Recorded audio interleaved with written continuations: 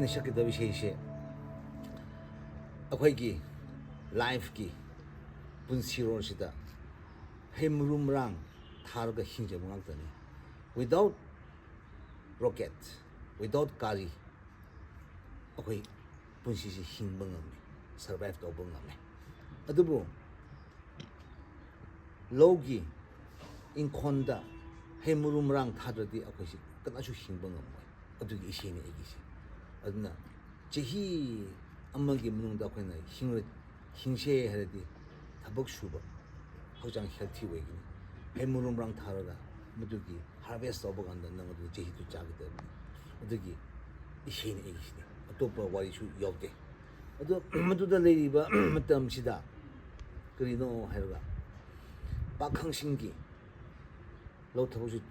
Code ꯁꯨ ꯍꯥꯞꯄ ꯅꯠꯇꯦ. ꯃꯈꯣꯏꯅ ꯍꯥꯞꯄ ꯃꯈꯣꯏ ꯐꯤꯔꯣꯜ ꯑꯃ ꯂꯩ, ꯖꯪꯒꯜꯗꯒꯤ ꯁꯦꯝꯂꯒ, ꯅꯠꯇ꯭ꯔꯥ ꯅꯥꯄꯤ ꯑꯣꯏꯔꯣ ꯑꯃ ꯑꯣꯏꯔꯣ ꯗꯦꯀꯣꯔꯦꯁꯟ ꯍꯥꯞꯄ. ꯅꯨꯄꯤꯁꯤꯡꯁꯤꯅ ꯃꯈꯣꯏꯒꯤ ꯐꯤꯔꯣꯜꯁꯤ ꯄꯤꯀꯣꯛꯀꯤ ꯇꯥꯏꯞꯇ ꯃꯈꯣꯏꯅ ꯃꯈꯜ ꯃꯈꯜ ꯌꯦꯡꯕꯗ ꯅꯨꯡꯉꯥꯏꯅꯤꯡꯉꯥꯏ ꯍꯥꯏꯕꯒꯤ. ꯑꯗꯨꯅ ꯃꯁꯤꯒꯨꯝꯕ ꯀꯨꯝꯍꯩ ꯍꯔꯥꯎ ꯍꯥꯏꯕꯁꯦ ꯃꯁꯤ ꯂꯩꯔꯝꯕ ꯂꯝ ꯑꯗꯨꯒꯤ ꯂꯤꯗꯔ, ꯅꯤꯡꯊꯧ ꯍꯥꯏꯔꯤꯁꯤꯅꯤ, ꯍꯦꯠꯃꯦꯟ ꯍꯥꯏꯔꯤꯁꯤꯅꯤ. ꯑꯁꯤꯅ ꯍꯧꯖꯤꯛꯇꯤ ꯍꯩ ꯃꯔꯨ ꯃꯔꯥꯡ ꯊꯥꯕ ꯍꯧꯔꯁꯤꯅꯤ ꯍꯥꯏꯅ ꯂꯧꯊꯣꯛꯄꯤꯕꯒꯤ ꯀꯨꯝꯍꯩꯁꯨ ꯂꯩ. ꯑꯗꯨꯒꯤ ꯃꯔꯝꯅꯤ ꯑꯩꯒꯤꯁꯤꯗꯤ. ꯑꯗꯨ ꯁꯤꯗꯤ ꯅꯨꯡꯉꯥꯏꯕꯒꯤꯅꯤꯅ, ꯕꯤꯠꯁꯦ ꯅꯨꯡꯉꯥꯏꯕꯒꯤ ꯕꯤꯠꯇꯨ ꯄꯤꯕ ꯋꯥꯅꯤꯀꯣ.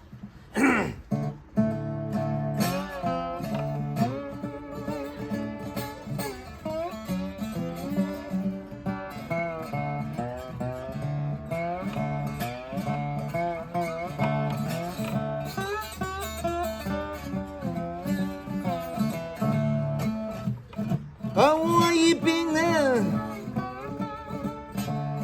没用跟上碰你提。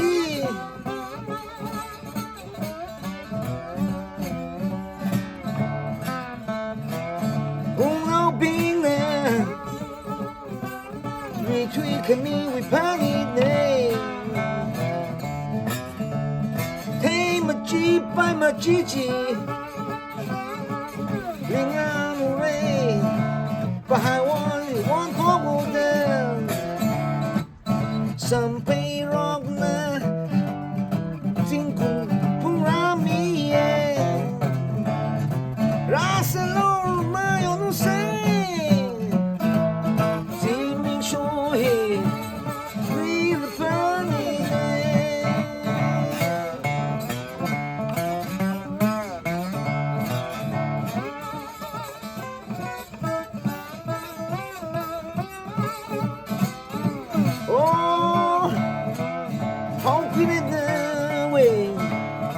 每个兄弟要走，没有把心的空生看，马他美丽，公比我渴望他也，一时好拉到并未杀你设计。像个外甥看，那他美麗，拉塞龍，怕你沒有弄誰，心裡說嘿，你的怕你呢。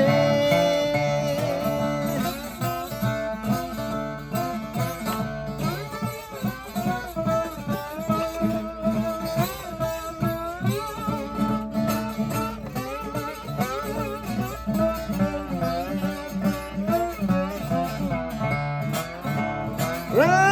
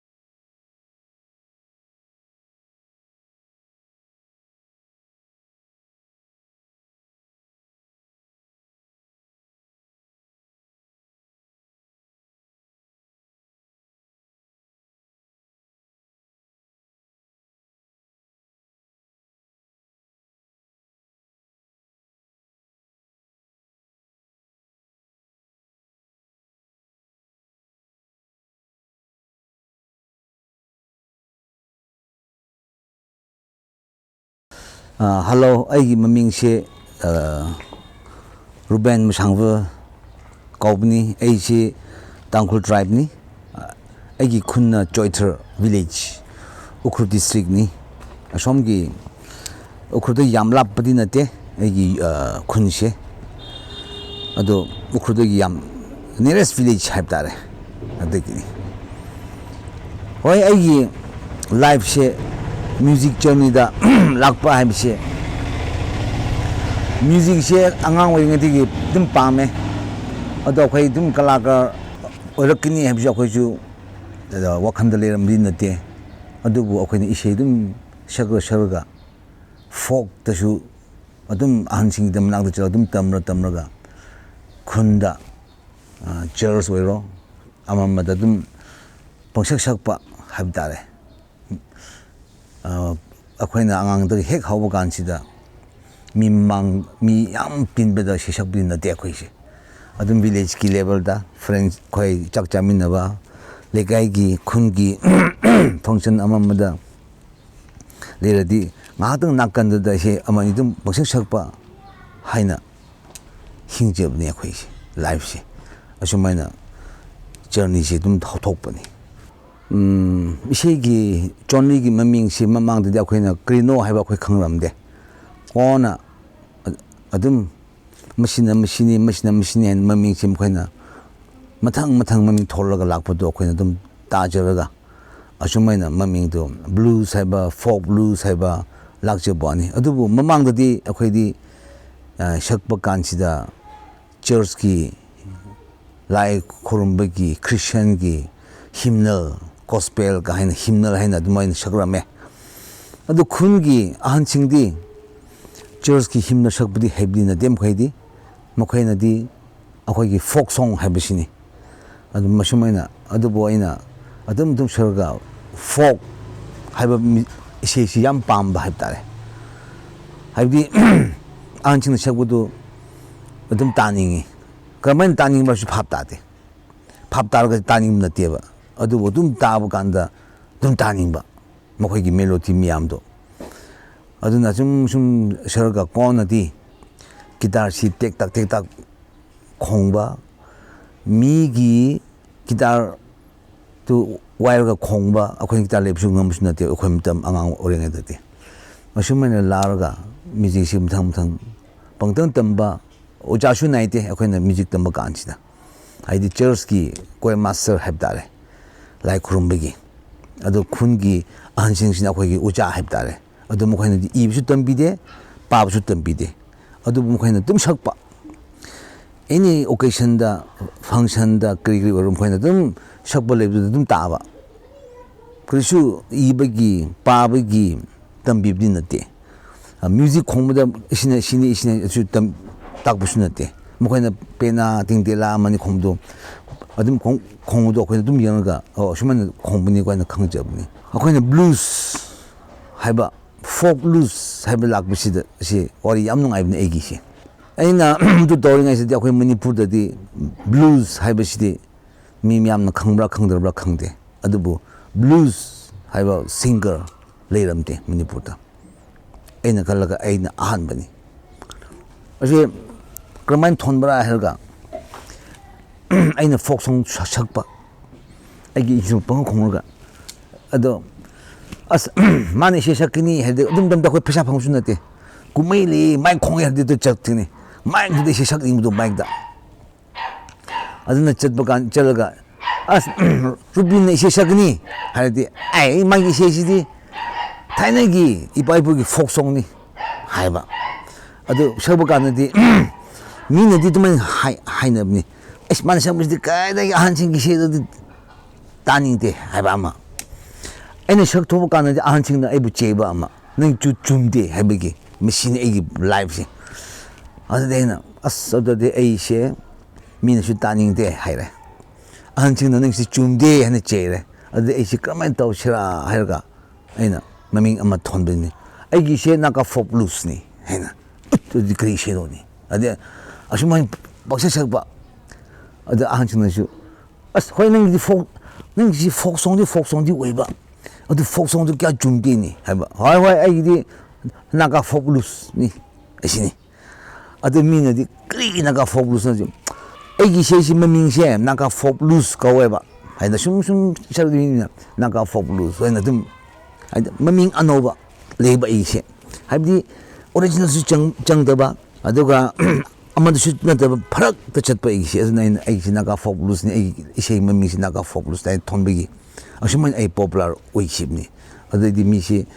애기 팬 해다래니 애기 이세 따닝 것이 미 아니 무탕탕 톡본 말래 하이디 뭐가 애기 이세 그리기 따닝 브라 하르가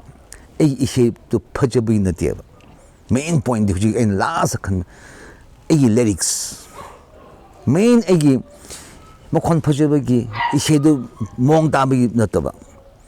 so any occasion 다 주나 미액도 라이머리 합크네나 아다가 좀 보시 샤크네 아디 애기 이세시 미는 따닝락 부시 리릭스체 appropriate 오이바 morning evening 농주 해보기 애기 시디 신이 해봤다가 아좀 원톡 원신 떨고 어심 떨고 민 애기 이세시 밤럭바 자네 아드나 애님도 또 석번 간시다 애기 시 그러면 락프라 해가 아이나 법 딜런 군바 비틀스 군바 CCR 군바 하이디 잉리스키 이세 아포바 포이트리 양 퍼져봐 뭐거기 리릭스 아타기야 강조주 빠르가 어시디 아타지 파기도 말에나 잉리스 강만 미싱다 이세시 퍼지 그래 아타노 뭐거기 미닝도 다 어스도 어시만 애는 뭐거기 아이디어 로가 어두가 뭐거기 석버도 뭐거기 록 앤 롤이야 봐 블루스 믹스하고 셔도 뭐두기 스타일 수크라 로바 너 아까 이 포송 에나나 노네나 아tum 뭐 믹스하고 있는 애기 톡바 미시막 하비야 그 강무신다 때도 아tum 아야뭐좀 떠오르가 락보다기 에이시 마탕 명명지 아tum 뉴스페이퍼다 합바 아마 떠봐 아두가 애기 이세기 머람다 저널리스트 아마니나 이비 바이디 미암기 안노버 포트 오이버기 에이시 tum마이나 헛개기 타입의 짝크르자네 에이시 shumai lakpani 애기 뮤직시 아코이시 하우니 마시시 하우시 그나 해가 하우 하이비시디 미니 people니 nation니 로이나 how 여들디 에이시 I'm nothing where I come from nowhere how are the I have identity my identity is in the how 레이레 뭐람디 아코이나 다이나 차이나다기 톡보 간시다 아코이 하원 레라메 어두기 미밍도 라가좀 락본 후지간 톨리바 아니야게 땅쿨 하비시 지히 짜니 파드레바 땅쿨 미밍 톤베시 마이데슈 지히 짬머리 파드리 마이데 하비시 레람데 미니부다 아노바 미밍 왜 아노바 미밍 각더니 그노 아마디 라그드 말레 아시니 애니 미암시 미밍 아노브네바 ado akhoi how habisdi akhoi bible 2500 years ago china da atu le rame ba adu de tum thang laga adu akhoi how la how fu how say hoji akhoi na ba burm de chen pro de burm gi iroi here ba adu akhoi khun yok ram ba adu de how say how habisdi mai how phum tu ne ba so how means chinese in han china cha da ai mi 그래도 하분도 운업 절레바 론치 만에 차이나도 지금 2500 years 저 그래 론치 만나면 레레도 이 티톡 그래 아니 뭐 하오디 레라면 뭐 니하오 하하오 양양 하오 하오 하비심 뭐 레라면 봐 so 차이나도 슈 하오 해나 머리마다 능 민민 그리 가와 봐 공린 루골메 공린 공린 골메 하우 한 톤부시 미 4 million 레 하우 하비시 그래서 뭐 거의 하우시디 얌 아도 레이네 봐 아도디 락분 하우 하비시 아도나 아토블 라인 혼토가 하우디 아코 땅홀디 하우리라메 인파르디 그부이디 하우 레 고 론치 마네 주마이나 하우 하비시 시니 엔 아노버 톤만에 버시디 다이나 코이 차이나데 톱 2500 years 자 크레바 안 호지가 나 코이 땅콜 라이브 아노버 머밍니 Burnbreton UKꯒꯤ government agency-가 Leiram Chao haina maiti nupa translator amale mukhaina thonbibneba tangkhul haibsi hoi aina first aise ise tum saye Manipurda mi myamna as akhoi folk ki culture tawni hadi aibu he kawba lai hoji ki Manipur ki ahan myam sina mukhaina aibu kramai khangrak pra habide hawrakeba aw phangje tok phangna deba aigi harok amaleba aina folk si yam pamba ado tangkhul ki ahan singki isiti myam tai adubu taraka same aigi transform oibo thoba ngamba lampi ai idea leitaba adubu aina world ki folk music myam si mokhaidi yam nan tawe adu khangning manbagi function hek tawradi khaparda hek yor madamdadi ko misi mafamsida seminar tawgni folk ki amadi edi dum chakneba aduga tagni ahan singki expression na asini shimaleram do shiman tawdadi mududi khrakra tamhoga min ebum shakhangreba edi absent witi any ebu ko do leite leerdi chaloga ei shema shakke adim khaina nang folk si phajin shaw nang dum shakpa hegini aina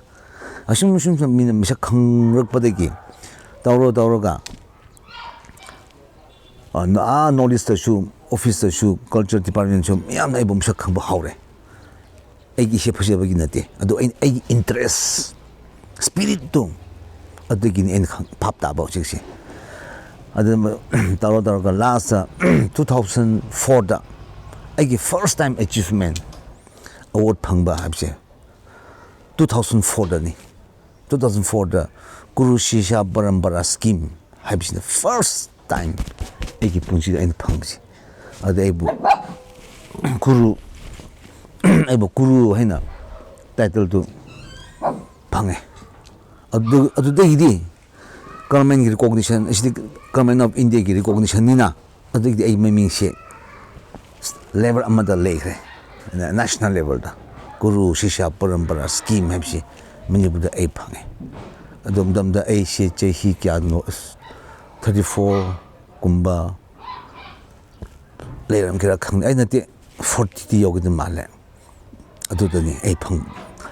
adagi ni ai adagi award mathang national ki yam phange national level ki ko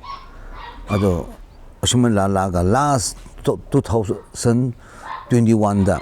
Padma Shri se convert tawrok pani phangrak pani adu dani adu mano di award yam phange national ki ai gi ahan baina audio man nam se 1999 da namani adu changham phila baina go adu cassette matam nu ne adu na mathang da album si kudai changham phila ba ki 10 TV de creation nangi do 10 TV ki da te creation gi ni ishola do creation do misi ishola habisi meaning se tanglon daily kitchen use ti nate daily use ti words ti nate ba ado akhaina nungsiba ishola herdi eigi nungsiba habnya ba ishola eigi ishola de akhaina yenpi macham cha ledra harsho now yenda de nokha yensi wingslon yo pung phadri je as harsho now haina go yam phajaba da shiting banya ba the ishola hamsi yam nungsi khraba teres hadare ni na adu thonbi na adu thonbi maming ni de akhoi gi tangphul gi folk instrument se ain research taw bakanda yam le rame ado ain research taw ga release tham taw ga ahan chingda haire as akhoi tangphul instrument ti ahan kya leb na ga era ani ahum lekni da kri na ga tingde la adaga sip haire adu da haire ahan nangsu wari yam khangsu instrument mam da khsu khangde nang ashkri gno je instrument 25 lebni kun manga le kri no shini yera instrument 하면서 얌 레브니 아니 바탑네바 마시 시시 이분 주미고요 아시 인스트루멘트 이시대 유스 오버 강부 거 라이크룸보다 시진바 라북 우체강보다 시진바 이로에 호이버간다 시진바 마칼지 로인 인스트루멘트시 어코니 셴무가 합번나트로 예스 모능시 주메시네 아시니 aduna aidi nokhani research tawdo bi khangda ni research tawdo khangmani haina aina halga adu amongst adu mayam duda percussion issue makhal khale go adu bu aina main chijin bese isheda use of makoi gi yang ko ba flute wind instrument ise mari mangale adu so aina main chijin bese popular where bese yang ko hui habise ase aina tum every show the use tawbo gi maming to chat khibo ani aduga tingtilashi ise kudingda yobina tingtilashi dum maming chakhibo wani adu ani se main noin aina agi ise shakpada a company tawba yaba instrument ani do adu hoi kaubel gumshu yam use tawbe ko a shanmichina koka yebdo adu percussion ni do ko adu string gi tingtilashi ni aduga nungshit ki pasi gi si yang ko hui ka kalu ai asini ani shin bashi Iran crisis leradi kri legini everything's paralyzed way kre business tegi hauraga like them tegi hauraga entertain have pura flop chat khrabni esti kri way kidab no adubu why id manipurda ise crisis later shu id manipur sadi ise yam chatpati nate marak da like aina as akhoi kumim chale uja amtang la pyor ka tel ga ise amani shakpyor tum han basini phaisa phangbu sunate pigini luba lisingama pigni lising ani auto phara haidi kari le da auto chatpin phara khakdani the manipur da crisis later shu ad study performance yam lete ajum asine du ad hoji iran later shu ad ai show de lepte ad just outside the adubu outside chalasu aigi mind di ise shakpudi kya yadini disturb ama ko practice paut tawning deba adu ai haing shrong chatkini habegi aina khongedabdu khrak online ko thokrabina kuiman na duk to adu aina shakidaba list to khra khongraga practice tawbwane the anamdi irang sina koksidi yadre chai khreba well music is the universal ni universal language ni haidi madi miyek oina nati madi sound sonic ina bibina music is the universal language ni adu music krang haiba teng haiba tardi yung taba phangradi adu music adu no mashi language to adu tai adu language is the yam hard weba soft weba natra tapa thuba haibagi magi speed chu amachu lerambe yai the music has universal language ni habiti mim yamna thaja gni aba bhaibdi mashi kraman proof to shira haldi warimada uchek se warimada december khongba uchek se labi se khongni natra ado magi mokhondo ina tabina music type da as uchek to laini the ma pai khradina the next year december da lakni na ma natra atugi the sound music habiti miyek ti lete do magi sound si universal language ki akhoi na wa ipani na wa ngang na bi miyek habrga phapta na bi wa ni do music habji atunya ba the music issue mokhon to ta bina asina language to universal language ni haina habi ya ba pot to music isine ba oh hoi mi haiba live habje kanasu nungaimdi lekida mande nungai dabsu lekida mande asidi mi na pugni magi kok na balance pubo ngamba mi do kyamuk alumba larasu mana magi kok sina balance pubo ngamrati matum ngamgni ba to magi kok sina magi wakhanlon sina balance pubo ngamrati ma si suicide tawgni ba asini duna okoi live da ꯅꯨꯡꯉꯥꯏꯇꯕꯁꯨ ꯂꯩꯇꯦ ꯌꯥꯝ ꯅꯨꯡꯉꯥꯏꯕꯁꯨ ꯂꯩꯇꯦ ꯑꯗꯨꯝ ꯃꯤꯅ ꯍꯤꯡꯕꯒꯤ ꯑꯗꯨꯝ ꯍꯤꯡꯖꯕ ꯋꯥꯅꯤ ꯑꯗꯨꯕꯨ ꯈ꯭ꯋꯥꯏꯗꯒꯤ ꯅꯨꯡꯉꯥꯏꯕ ꯍꯥꯏꯕꯁꯤꯗꯤ ꯑꯩꯒꯤꯗꯃꯛꯇꯤ ꯑꯅꯥ ꯑꯌꯦꯛ ꯂꯩꯇꯕ ꯑꯁꯤꯅꯤ ꯈ꯭ꯋꯥꯏꯗꯒꯤ ꯅꯨꯡꯉꯥꯏꯕꯁꯦ ꯑꯅꯥ ꯑꯌꯦꯛ ꯂꯩꯇꯦ ꯑꯗꯨ ꯇ꯭ꯔꯣꯕꯜꯗꯤ ꯅꯦꯕꯜꯁꯀꯤ ꯇ꯭ꯔꯣꯕꯜ ꯅꯥꯂꯥꯒꯤ ꯇ꯭ꯔꯣꯕꯜ ꯏꯁꯤꯡꯒꯤ ꯇ꯭ꯔꯣꯕꯜꯗꯤ ꯍꯥꯏꯅꯤꯡꯉꯥꯏ ꯂꯩꯔꯣꯏ ꯑꯁꯤꯗꯤ ꯑꯦꯕ꯭ꯔꯤ ꯏꯅꯥꯛ ꯈꯨꯟꯕ ꯆꯤꯐ ꯃꯤꯅꯤꯁꯇꯔ ꯈꯣꯏꯁꯤꯅ ꯍꯦꯟꯅ ꯋꯥꯒꯅꯦꯕ ꯑꯩꯈꯣꯏꯅ ꯑꯁ ꯃꯥꯗꯤ ꯁꯤ ꯑꯦꯝꯅꯤ ꯃꯤꯅꯤꯁꯇꯔꯅꯤ ꯍꯥꯏꯕ ꯋꯥꯅꯦꯕ ꯑꯩꯈꯣꯏꯅ ꯃꯦꯇꯤꯔꯤꯌꯜꯁ ꯈꯛꯇ ꯎꯈ꯭ꯔꯕ ꯃꯥꯒꯤ ꯄꯣꯁꯤꯁꯟꯗꯨꯗ ꯑꯗꯣ ꯃꯥꯒꯤ ꯄꯣꯁꯤꯁꯟꯗꯣ ꯃꯥꯅ ꯄꯥꯏꯕ ꯉꯝꯗ꯭ꯔꯗꯤ ꯃꯥꯁꯦ ꯋꯥꯔꯝꯒꯅꯦꯕ ꯑꯩꯈꯣꯏꯅ ꯈꯜꯂꯒ ꯑꯗꯣ ꯑꯩꯈꯣꯏꯗꯤ ꯄꯣꯁꯤꯁꯟꯁꯨ ꯄꯥꯏꯗꯦ ꯑꯋꯥꯕꯁꯨ ꯂꯩꯇꯦ ꯑꯗꯨꯕꯨ ꯋꯥꯕꯁꯤꯗꯤ ꯃꯤ ꯃꯍꯧꯁꯥꯅ ꯂꯣꯏꯅ ꯋꯥꯒꯅꯤ ꯑꯗꯣ ꯑꯩꯒꯤ ꯀꯣꯛꯁꯤꯅ ꯕꯦꯂꯦꯟꯁ ꯄꯨꯔꯒ ꯍꯤꯡꯕꯁꯤꯗ ꯅꯪ ꯑꯗꯨꯝ ꯅꯨꯡꯉꯥꯏꯅ ꯍꯤꯡꯒꯅꯤ ꯍꯥꯏꯕꯁꯤꯅꯤ ꯑꯩꯒꯤ ꯋꯥꯈꯜꯗꯗꯤ ꯃꯦꯟꯇꯦꯜꯂꯤ ꯗꯥꯎꯟ ꯑꯣꯏꯕꯁꯦ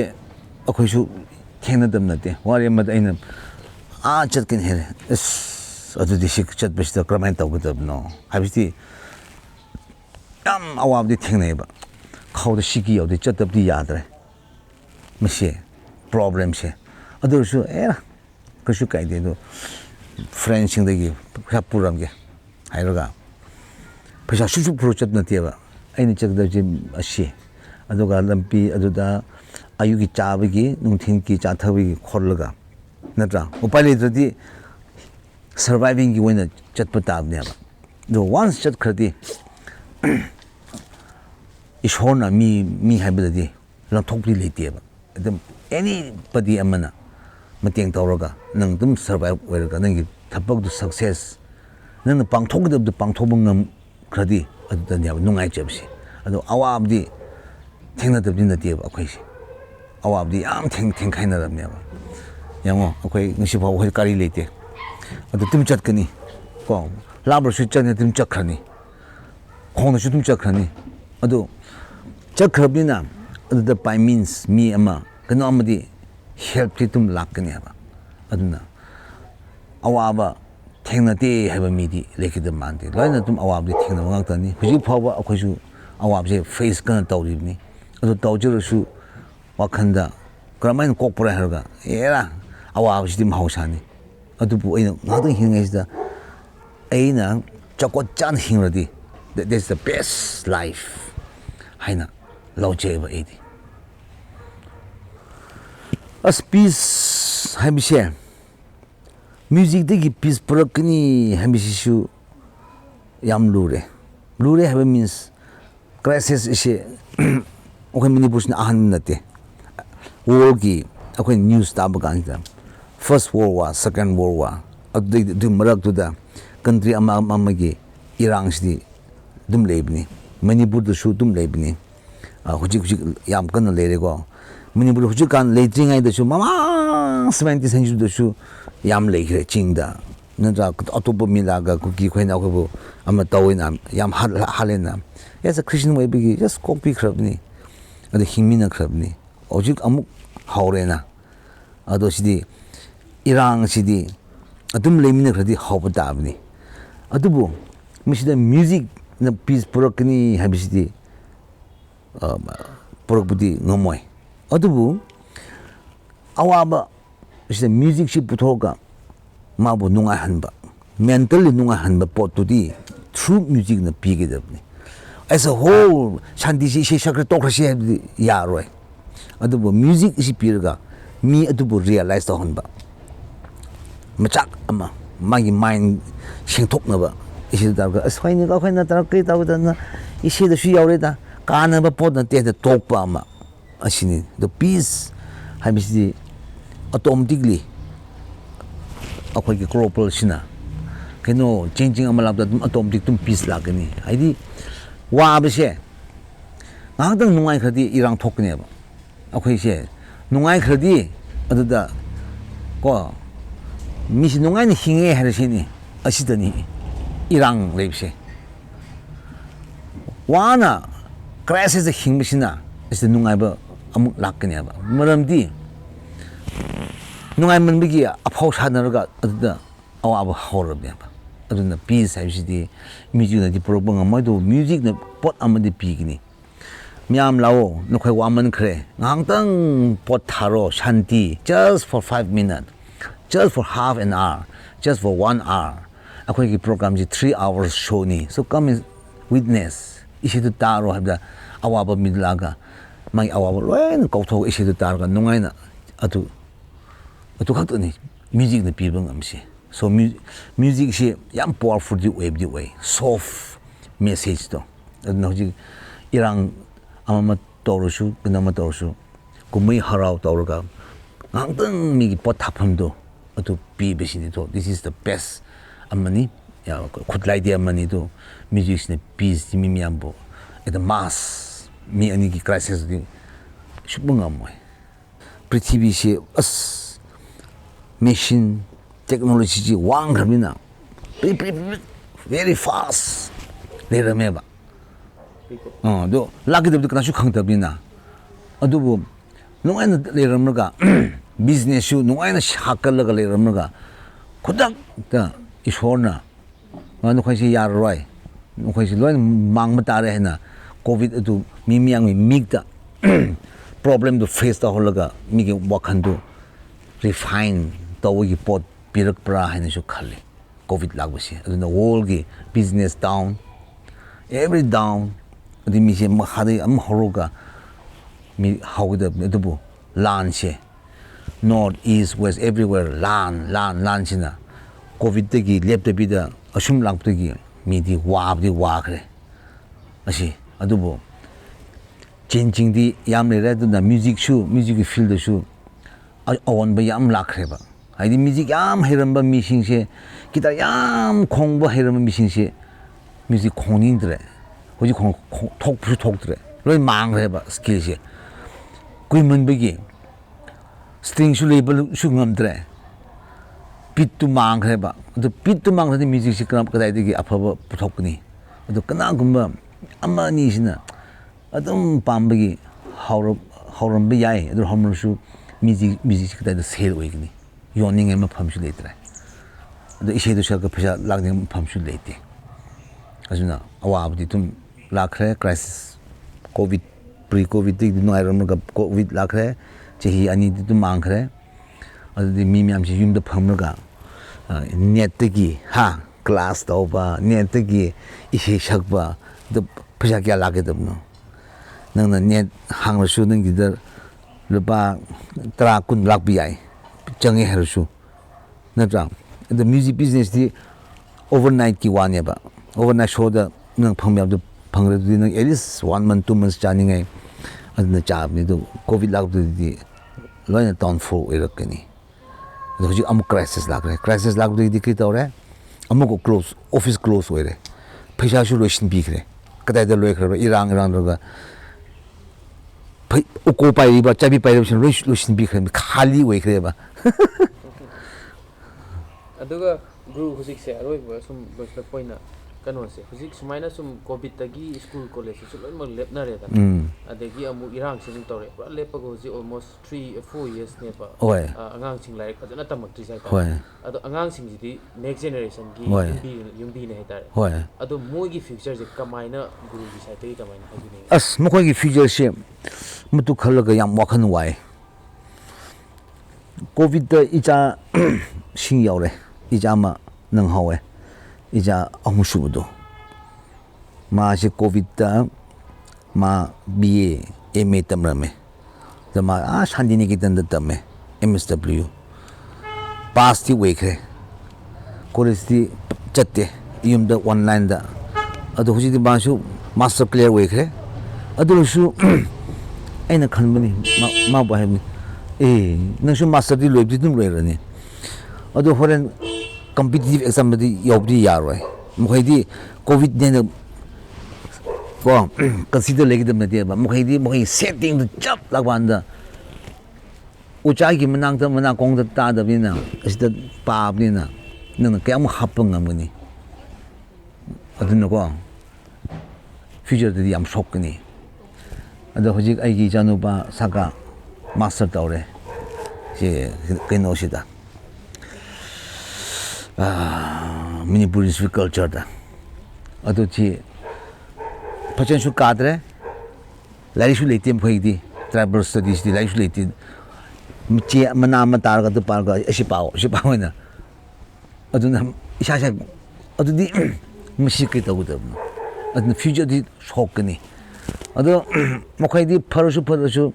class 11 12 of this school ka lak pina at least mkhoi di kharati khang ga lak ne ba hujik nursery tambe singsi karisu khangroi ni dum tam khini adubu chehi kya da loigra na su khangde na tra adi mana tam horing and roots tegi basic tegi badum tam pasim utum moiro ga dum ga lakra tung da di ahnu ban di ma shi am phak tar ro kokshi chai ne ba adu da masi gi shi yam future di as generation sidi next di go yam project na khoi gi manipur gi mission se leader se masi gi mathang gi thoge da ba leader sing se ma thom rong ta ge da te da haidi pchen ma hi da tam lak buna ta bina discipline tam dre adi man chai na ma leader orak ne ba wa ngang ba kra he na ma thom rong ta ro ni se hoji si manipur da le ba CSO gi leader mi am se mathom rong ta da yam yauri ba adum khoina problem ji solve oini phoi khande ba ta roga as khoren akhoi chak cham du phsa du dai lo shiro achi dim khoi kok se adim khoi di phsa du da lo ro khoren da akhoi ngan du jar se hai mi kok da adun misi problem se tung gi mi sing si yong ya roi tung gi mi sing se yam khalaga akhoi di chehi an wei le go mokhai chen di leader sing se khalaga yam wakn wai akhoi na khange kraman khangbra ha ga akhoi su lai si phasen hatam ram tar di ko angang de schooling phasen tamba discipline phasen tam la di akhoi su leader wei bi ya ba mi ne ba ado akhoi di tum tam ram de ba khunda kaning ga ni lo chat ng chakhani uchek chibu chat kini nga chibu chat kini ashung shung tamra ka class 10 tamra di 11 12 mo thomrong ta de last tum ishi shak ba gi min tum shak khang bo ani ado khoi su lai tam dur su problem heng de de this shoi bi ni de thong tackle to bong me ba wherever I go in travel the whole world English kya ta dur su mo khane he ngam do de man do ngam do de krin man ha do shin do di man do shin ado khang ba khoi su except launch pop that the one it world problem chap jaya ba even free of the tembang ameba action and talking movement gi adu kok tu di akhusu lei adu khin like tam hodra bina liter oi se yang handa hoji minipur da minister wi ba miam se minister ngak da ni like jipsin tam hodra male ba phasa pai ba lagni 그리슈 때가 붙어본 감 때문에 그이세 거 아칸 아해 아마니디 아시마 하이바 간담 거부디 아와바타 한 그래 봐 하지만 거기 담으면 아시만 더디 이시만 더거든 하디 나 포사브라 암 하오래 거기 홀 월스다 달리반데기 하루시니 하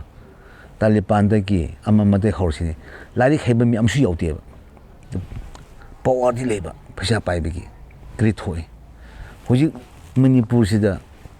underground hai sini. Lai heba mi yobra. Yaw do gi problem solve oi bus ngam de bam phani. Manam ti ya de ba do lai heba sing pa jan thong sini. Ashman to di ese tung da shog dam ja khang mi sing wa ngang ba ya de ba. Wa ngang han de ba. Asini duna leader heba se. Next generation di wa ge de mal. As we in Kali Heidi Quire Mashem COVID take Gibson Tam Hotre Ado Husik may I the Lepsin soup Chehimri Matam Hotre class 10 Ditum Tamrani Aduga Hujik Angang Sing Kritam Hoda Nova Screw Cadre Away the tuition lounge me Tarakatani Mama again to be the lounge school the Milishing Marini natra do tara do lai kher ga chakera kada chakera khang de ba dum khang haning ba tam ho ba ne ba natra aduga last point da mokhai gi kok asida purity gi pot to pi dre ba blur when pi khe ba every children's mind da mind is the blur gi pot to len happy khe ba asina blur le khabina hoji khoina yang mobile phone da clean tau di hang tau have time da kok tu len tu chalam gni ba once mi gni pan khabina kok ding ngomoi ni aduna pira ta ru trase asi shoina la ke da mal le ba haibdi akhoina haire makhoina haire nangi own device ki slave we gnu haib me ba adu ji akhoi di ai own device ki slave we ba ta re ba hoji kan matam ki suggestion chi asom yang atu asom ni atu me khu thok rabina angang sing kok si di me khu da tum leg ni ba madi chaw ni chat ni dum mai kok de me khu tu pur cha ban di man li chaw ba gan ki thok ni a bis ne yang to awa ba she awa ba chi hoji nung yo tre ba akhoi na lepak kot ba kan chi da adum lepak ga nung mix tawr chali last nung rock thina ba kan da kyan ta ne akhoi hoji di kot ni lepak ha yo kum nung yo bu kum hai bi thina ba ni rock yo tre ba adu shi mi myam na haire akhoi di as a Christian makhoi na prophet khoi na hair do timing to ta re matam do ta khra jan ni prithvi shi end time isdegi awan ba ma kri kraman chakra du kana khangni ko adu bo matam do ta khra ma le hadi lan shi yanguni manipur ngak thok bana te ba burma gi manam do song lakpuni russia ki ukraine ki na ta america ki africa ki sri lanka ki yanguni bangladesh mi minister pan ki man na pangpai pai re man pai ra adi su le ra me ha asinya matam she usman lakramina akhoi future su kri we gi da kana su asi kum khaladi thapau su suning tre kri su kok tu thok tre ba kana su yum su shaning tre ha wara mang khre sin akhoi gi mind is the mang khre mam khre phaisa leba su mi du su kri daw ngamba mi du su loi na tok khre ya ge de man de future di sok pudi am sok khre ge de man le hope mang khre ba except nang gi thamoi ko nang gi believe gi tu na ai shi khre tu da ai hak chang si le pa ko lo su aigi soul she nungai bam pham da hingjar di phare ha gi last option to ta re ba asi gu aroi da santi gi pausya hai ta gu na agi mayam da kai hai di ni ba aina ha biur mayam da hajaning di shanti gi maram sidi aina shanti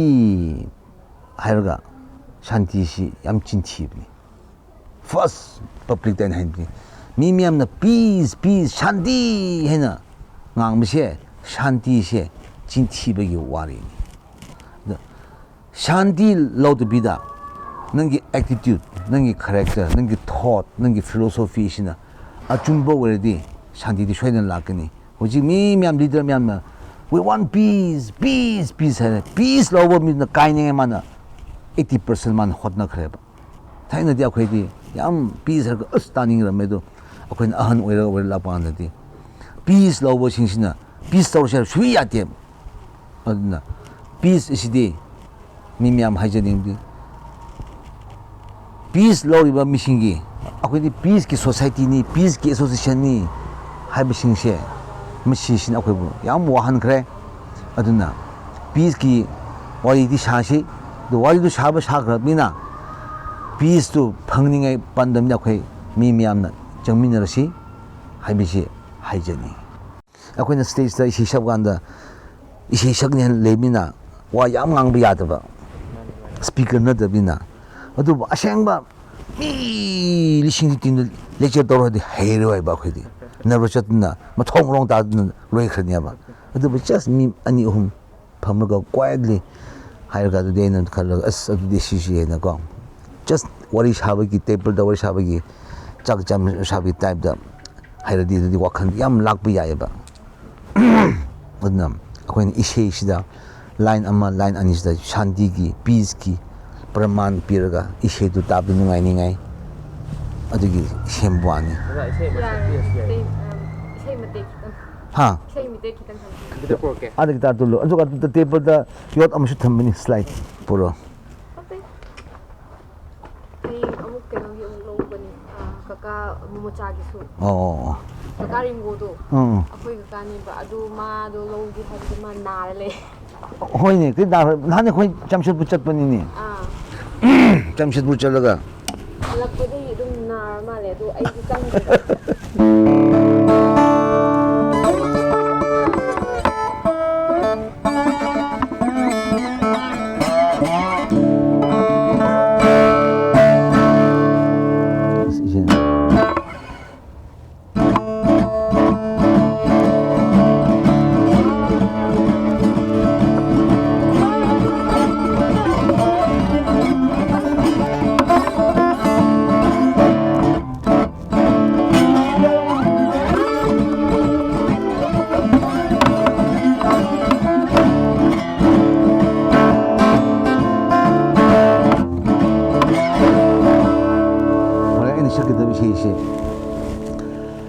ꯑꯩꯈꯣꯏꯒꯤ ꯂꯥꯏꯐꯀꯤ ꯄꯨꯟꯁꯤꯔꯣꯜꯁꯤꯗ ꯍꯩ ꯃꯔꯨ ꯃꯔꯥꯡ ꯊꯥꯔꯒ ꯍꯤꯡꯖꯕ ꯉꯥꯛꯇꯅꯤ without rocket without ꯒꯥꯔꯤ ꯑꯩꯈꯣꯏ ꯄꯨꯟꯁꯤꯁꯤ ꯍꯤꯡꯕ ꯉꯝꯃꯤ ꯁꯔꯚꯥꯏꯚ ꯇꯧꯕ ꯉꯝꯃꯤ ꯑꯗꯨꯕు ꯂꯧꯒꯤ ꯏꯪꯈꯣꯜꯗ ꯍꯩ ꯃꯔꯨ ꯃꯔꯥꯡ ꯊꯥꯗ꯭ꯔꯗꯤ ꯑꯩꯈꯣꯏꯁꯤ ꯀꯅꯥꯁꯨ ꯍꯤꯡꯕ ꯉꯝꯃꯣꯏ ꯑꯗꯨꯒꯤ ꯏꯁꯩꯅꯤ ꯑꯩꯒꯤꯁꯤ ꯑꯗꯨꯅ ꯆꯍꯤ ꯑꯃꯒꯤ ꯃꯅꯨꯡꯗ ꯑꯩꯈꯣꯏꯅ ꯍꯤꯡꯁꯦ ꯍꯥꯏꯔꯗꯤ ꯊꯕꯛ ꯁꯨꯕ ꯍꯛꯆꯥꯡ ꯍꯦꯜꯊꯤ ꯑꯣꯏꯒꯅꯤ ꯍꯩ ꯃꯔꯨ ꯃꯔꯥꯡ ꯊꯥꯔꯒ ꯃꯗꯨꯒꯤ ꯍꯥꯔꯚꯦꯁ ꯇꯧꯕ ꯀꯥꯟꯗ ꯅꯪ ꯑꯗꯨꯒꯤ ꯆꯍꯤꯗꯨ ꯆꯥꯒꯗꯕꯅꯤ ꯑꯗꯨꯒꯤ ꯏꯁꯩꯅꯤ ꯑꯩꯒꯤꯁꯤꯅꯤ ꯑꯇꯣꯞꯄ ꯋꯥꯔꯤꯁꯨ ꯌꯥꯎꯗꯦ ꯑꯗꯣ ꯃꯗꯨꯗ ꯂꯩꯔꯤꯕ ꯃꯇꯝꯁꯤꯗ ꯀꯔꯤꯅꯣ ꯍꯥꯏꯔꯒ ꯄꯥꯈꯪꯁꯤꯡꯒꯤ ꯂꯧ ꯊꯕꯛꯁꯨ ꯀꯣꯠ ꯁꯨ ꯍꯥꯞꯄ ꯅꯠꯇꯦ ꯃꯈꯣꯏꯅ ꯍꯥꯞꯄ ꯃꯈꯣꯏ ꯐꯤꯔꯣꯜ ꯑꯃ ꯂꯩ ꯖꯪꯒꯜꯗꯒꯤ ꯁꯦꯝꯂꯒ ꯅꯠꯇ꯭ꯔꯥ ꯅꯥꯄꯤ ꯑꯣꯏꯔꯣ ꯑꯃ ꯑꯣꯏꯔꯣ ꯗꯦꯀꯣꯔꯦꯁꯟ ꯍꯥꯞꯄ ꯅꯨꯄꯤꯁꯤꯡꯁꯤꯅ ꯃꯈꯣꯏꯒꯤ ꯐꯤꯔꯣꯜꯁꯤ ꯄꯤꯀꯣꯛꯀꯤ ꯇꯥꯏꯞꯇ ꯃꯈꯣꯏꯅ ꯃꯈꯜ ꯃꯈꯜ ꯌꯦꯡꯕꯗ ꯅꯨꯡꯉꯥꯏꯅꯤꯡꯉꯥꯏ ꯍꯥꯏꯕꯒꯤ ꯑꯗꯨꯅ ꯃꯁꯤꯒꯨꯝꯕ ꯀꯨꯝꯍꯩ ꯍꯔꯥꯎ ꯍꯥꯏꯕꯁꯦ ꯃꯁꯤ ꯂꯩꯔꯝꯕ ꯂꯝ ꯑꯗꯨꯒꯤ ꯂꯤꯗꯔ ꯅꯤꯡꯊꯧ ꯍꯥꯏꯔꯤꯁꯤꯅꯤ ꯍꯦꯠꯃꯦꯟ ꯍꯥꯏꯔꯤꯁꯤꯅꯤ ꯑꯁꯤꯅ ꯍꯧꯖꯤꯛꯇꯤ ꯍꯩ ꯃꯔꯨ ꯃꯔꯥꯡ ꯊꯥꯕ ꯍꯧꯔꯁꯤꯅꯤ ꯍꯥꯏꯅ ꯂꯧꯊꯣꯛꯄꯤꯕꯒꯤ ꯀꯨꯝꯍꯩꯁꯨ ꯂꯩ ꯑꯗꯨꯒꯤ ꯃꯔꯝꯅꯤ ꯑꯩꯒꯤꯁꯤꯗꯤ ꯑꯗꯨ ꯁꯤꯗꯤ ꯅꯨꯡꯉꯥꯏꯕꯒꯤꯅꯤꯅ ꯕꯤꯠꯁꯦ ꯅꯨꯡꯉꯥꯏꯕꯒꯤ ꯕꯤꯠꯇꯨ ꯄꯤꯕ ꯋꯥꯅꯤꯀꯣ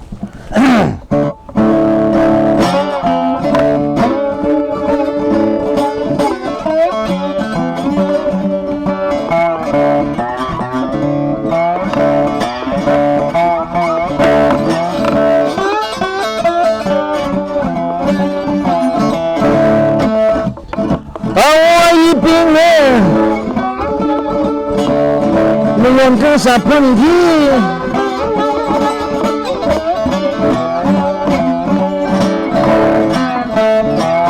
Ulo bine Ruki kami pari Hey machi pa machichi Lingang away Bahawan won't hold me there Something wrong man Thinking for me Lost alone my innocence See me show We will carry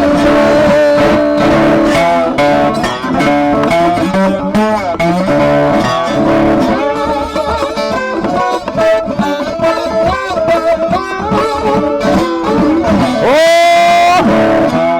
how could I know 每个双眼眼中，不要把心的空伤感，那他们我不忘看他也，也许好我让那不会伤身体。放呀一个生日晚上看，那他们你拉手喽，那你们有不谁？你们说你们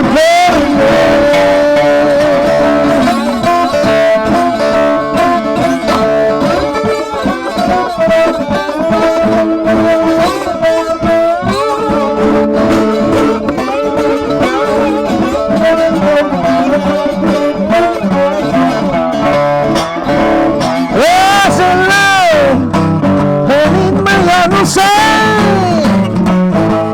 心里说嘿，日陪你